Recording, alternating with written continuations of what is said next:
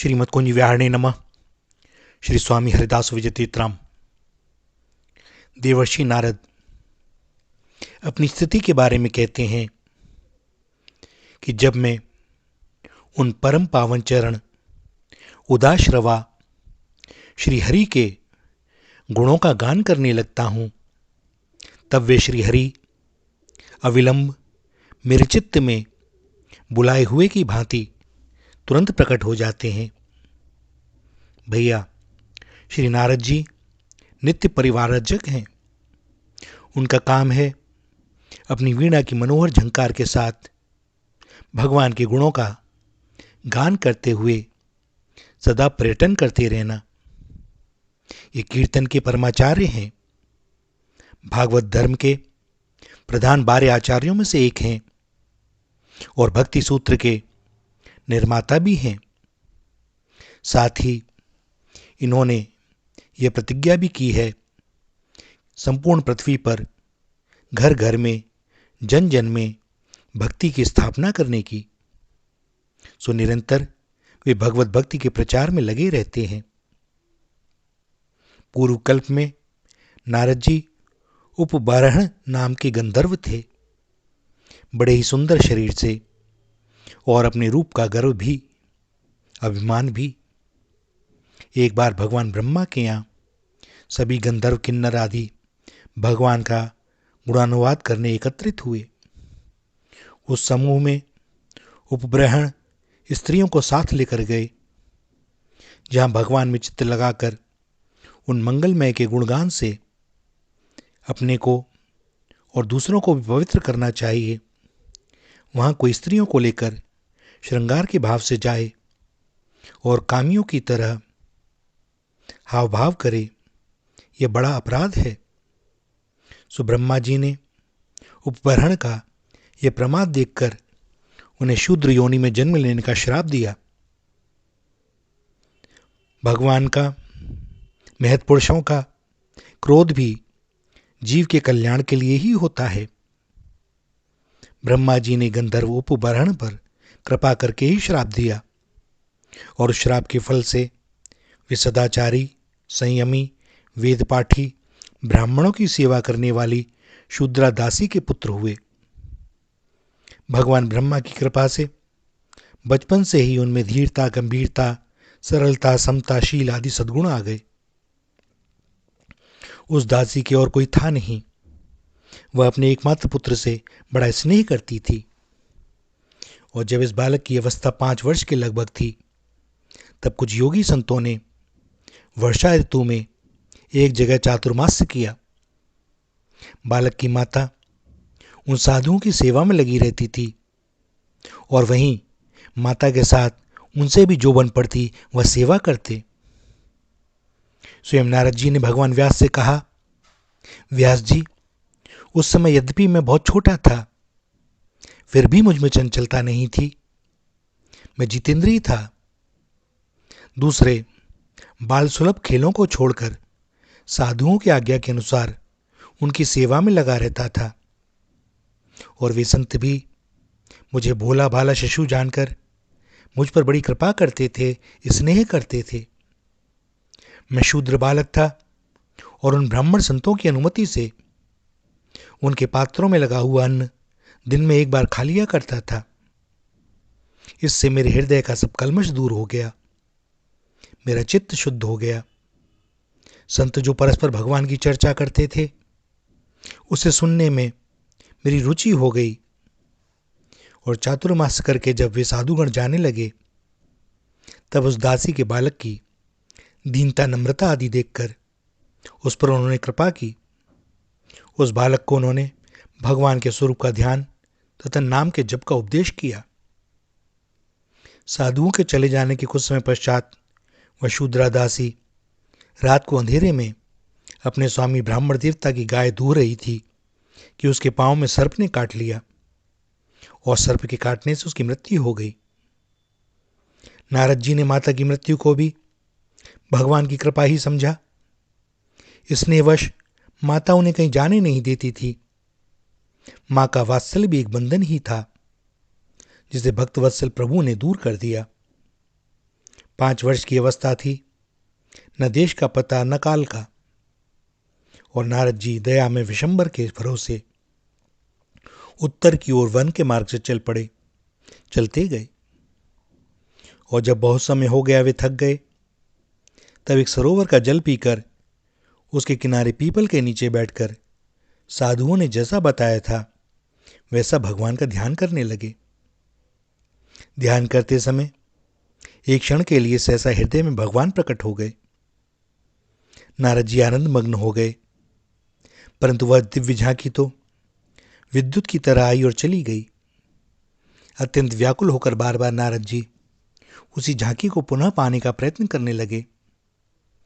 और बालक को बहुत व्याकुल होते देख आकाशवाणी हुई कि इस जन्म में तुम मुझे देख नहीं सकते।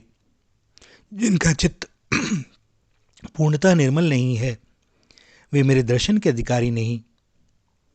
यह एक झांकी मैंने तुम पे कृपा करके इसलिए दिखलाई कि इसके दर्शन से तुम्हारा चित्त मुझ में लग जाए।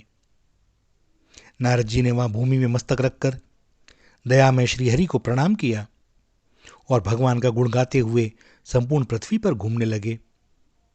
समय आने पर वह शरीर छूट गया।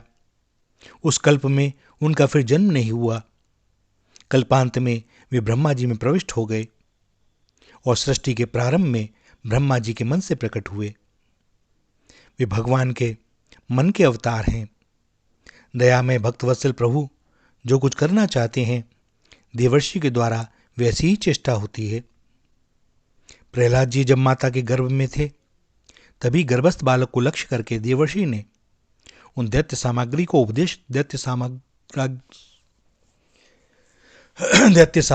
उपदेश किया। देवर्षि की कृपा से प्रहलाद जी उस उपदेश को कभी भूले नहीं और उसी ज्ञान के कारण प्रहलाद जी में इतना दृढ़ भगवत विश्वास हुआ। इसी प्रकार ध्रुव जब सौतेली माता के वचनों से रूठकर वन में तप करने जा रहे थे, तब मार्ग में उन्हें नारद मिले। नारद जी ने ही ध्रुव को मंत्र देकर उपासना की पद्धति बतलाई। प्रजापति दक्ष के हर्यश्व नामक 10,000 पुत्र पिता की आज्ञा से सृष्टि विस्तार के लिए तप कर रहे थे। देवर्षि ने देखा कि ये शुद्ध हृदय बालक तो भगवत प्राप्ति के अधिकारी हैं, अतः उन्हें उपदेश देकर नारद जी ने उन सबको विरक्त बना दिया। दक्ष इस समाचार से बड़े दुखी हुए। उन्होंने दूसरी बार 1,000 पुत्र उत्पन्न किए। ये शबलाश्व नामक दक्ष पुत्र भी तप करने लगे और इन्होंने भी कृपा करके इन पर भी देवर्षि ने कृपा की और भगवान मार्ग पर अग्रसर कर दिया। प्रजापति दक्ष को जब यह समाचार मिला, वे अत्यंत कुपित हुए और देवर्षि नारद को श्राप दिया कि तुम 2 घड़ी से अधिक कहीं ठहर नहीं सकोगे। नारद जी ने श्राप को शिरोधार्य कर लिया। उन्हें तनिक भी कोई शोभ या क्रोध न हुआ, क्योंकि वे जानते थे कि यह तो मेरे आराध्य प्रभु की इच्छा है। देवर्षि नारद वेदांत, योग, ज्योतिष, वैद्यक, संगीत, शास्त्र आदि अनेक विद्याओं के आचार्य हैं और भक्ति के तो वे मुख्य आचार्य हैं। उनका पांचरात्र भागवत मार्ग का मुख्य ग्रंथ है। देवर्षि ने कितने लोगों पर कब कैसे कृपा करी, कोई बता नहीं सकता। वे कृपा की ही मूर्ति हैं। जीवों पर कृपा करने के लिए वे निरंतर त्रिलोकी में घूमते रहते हैं। उनका एक ही व्रत है, जो भी मिल जाए उसे चाहे जैसे हो भगवान के श्री चरणों में पहुंचा दिया जाए। सो जो जैसा अधिकारी होता है उसे वे वैसा मार्ग बतलाते हैं। प्रहलाद तथा ध्रुव को उनके अनुसार और हिरण्यकशिपु तथा कंस को उनके अनुसार मार्ग उन्होंने बतलाया। उनका उद्देश्य एक ही रहता है कि जीव जल्दी से जल्दी भगवान को प्राप्त कर ले। देवर्षि ही एकमात्र ऐसे हैं जिनका सभी सुर असुर समान रूप से आदर करते हैं। सभी उनको अपना हितैषी मानते हैं और सत्य ही वे सबके सच्चे हितैषी हैं भी। भगवान व्यास वेदों का विभाजन तथा महाभारत की रचना करके भी प्राणियों की कल्याण कामना से खिन्न हो रहे थे, तब उन्हें भागवत का उपदेश करते हुए नारद जी ने बतलाया कि वह वाणी वाणी नहीं है जिसके विचित्र पदों में त्रिभुवन पावन श्री हरि के यशों का वर्णन न हुआ हो। वह कौओं का तीर्थ है जहां मानसरोवर विहारी सुशिक्षित हंस क्रीड़ा नहीं करते, अर्थात जैसे घृणित विष्ठा पर चोंच मारने वाले कौओं के समान मलिन विषयानुरागी कामी मनुष्यों का मन उस वाणी में रमता है, वैसा मानसरोवर में विहरण करने वाले राजहंसों के समान परमहंस भागवतों का मन उसमें कभी नहीं रमता। उस वाणी को बोलना तो संसार पर वज्रपात करने के समान तथा लोगों को पापमग्न करने वाला है, जिसके प्रत्येक पद में भगवान के परम मंगलमय नाम एवं यश का गुणगान नहीं है। जिनको साधुजन सुनते हैं, गाते हैं, वर्णन करते हैं, भगवान की भक्ति भावना से शून्य निर्मल निरंजन ज्ञान शोभा नहीं देता।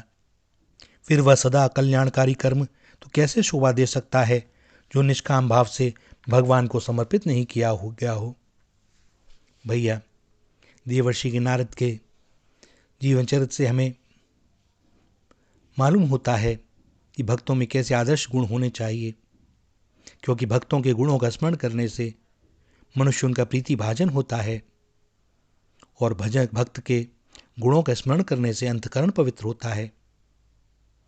भक्त की इतनी महिमा है कि स्वयं भगवान भी उनकी स्तुति भक्ति करते हैं और भक्त की स्मृति तथा गुण चर्चा से जगत का मंगल होता है, क्योंकि भक्तों के गुणों को धारण करने से ही जगत के अमंगलों का नाश होता है और मंगल की प्राप्ति होती है। और भगवत भक्तों के गुणों का धारण स्मरण कथा और हरि चर्चा के बिना संभव नहीं है। सो भैया, सबको श्रीहरि के चरणों में ले जाने वाले ऐसे देवर्षि नारद को हमारे कोटि कोटि प्रणाम। श्री राधा श्री राधा श्री राधा।